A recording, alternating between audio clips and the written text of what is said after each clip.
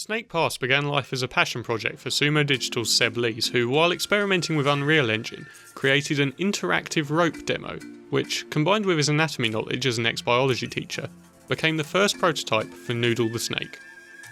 A year later, Snake Pass has been released and proves to be a refreshingly charming take on the platforming genre. The game's success relies entirely on its main gimmick, the serpentine movement of the main character.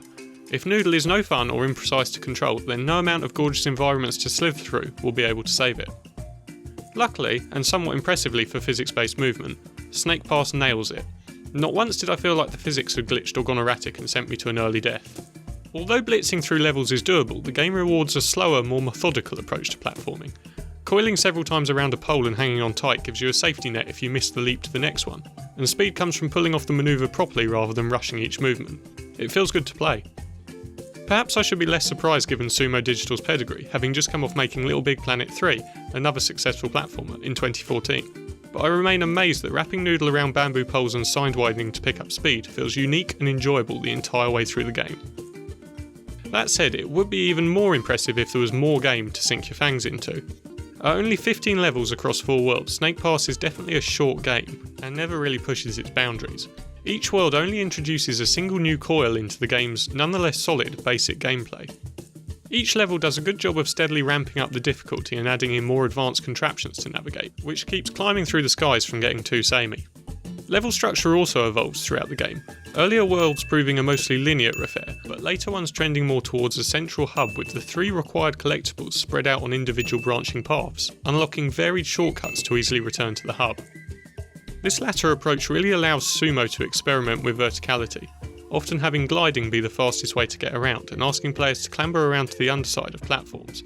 But it's a bit disappointing considering how much potential for innovation this game has, that these are the most deviation it offers, never throwing in any major obstacles to mix things up.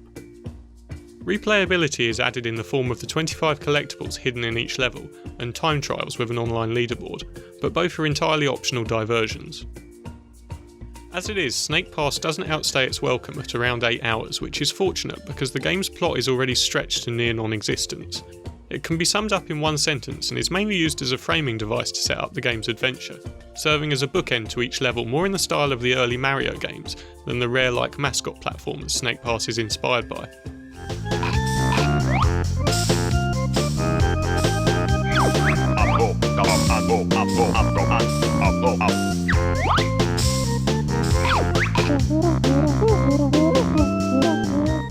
Although not a bad thing in itself, this means the charming characters of Noodle and Doodle never get a chance to shine, dialogue often just being a 2-sentence exclamation from Doodle, the only sounds Noodle makes being whistles and heartbreaking death gargles, that don't really convey a sense of personality. The animations and environments provide far more heart than the writing, to the point that I empathise more with the entirely mute Snake than the comparatively chatty Doodle, growing unfairly annoyed at the damn bird as he did nothing of use for most of the game besides hitching a free ride and dropping the lovable Noodle to his death.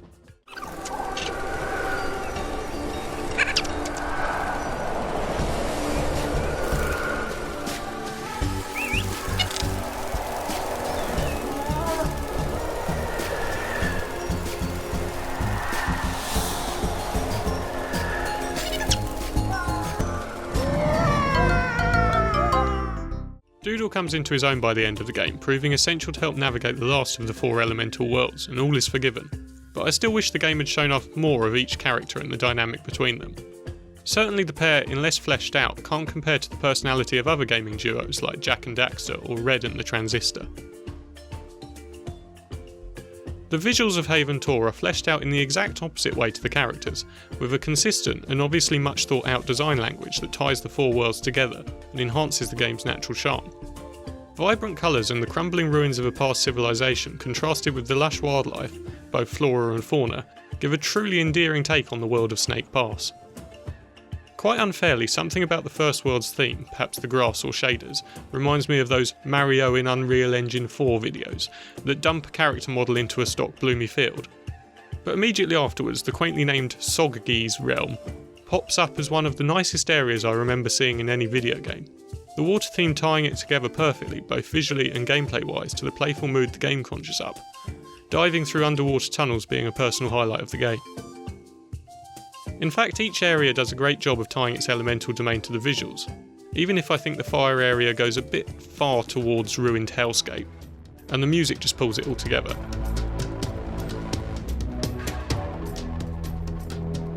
One of the best choices Sumo made in creating this game was hiring soundtrack legend David Wise to score it, although it was an obvious choice given his frankly absurd amount of experience in snake-based video games. Famous for his music in the Donkey Kong Country series, Wise's jungle-themed bongo-based soundtrack brings with it nostalgia for the spirit of 90s Nintendo 64-era platforming to those who were around to hear it, and a fresh taste to those who weren't.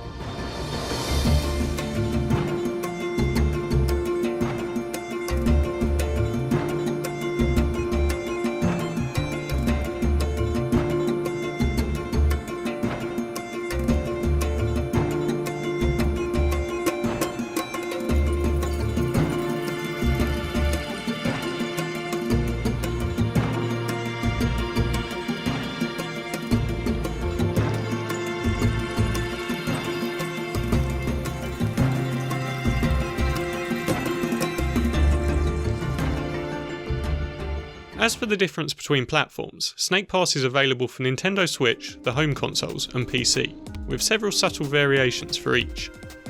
All consoles have their frame rates locked to 30 FPS apart from the PS4 Pro, so although they maintain that rate steadily, players discerning about their frame rate should opt for the PC version. The Switch version also suffers from minor frame timing issues and slight graphical downgrades such as different shadows and no water ripple effects. But on a much more surprising note, the time trial mode that provides replayability to the levels is conspicuously absent. One of the developers has confirmed a patch is in the works to bring the Switch in line with the other versions, and hopefully fix the frame timing in the process. But currently, feature-wise, the Switch version is the lesser of the three. On the other hand, Snake Pass's levels all range from around 5 to 15 minutes, making the game perfect for on-the-go gaming. So it goes together brilliantly with the Switch's portability, and if you travel often, might be enough on its own to put the Switch version out well ahead. I should also point out that although the game runs well on PC, it is much more demanding than you might guess from the cartoony art style alone, and I did suffer 2 hard crashes in my time with the game, causing me to lose progress in one of the toughest and longest levels. Nowhere else in the game did I run into any stability problems, leading me to believe that any problems are limited to level 12. Let me know if you had the same issue. As for a rating, I give Snake Pass a 7 out of 10. If this was a test, it definitely would have snake passed. That's a pun from the game. I stole their pun.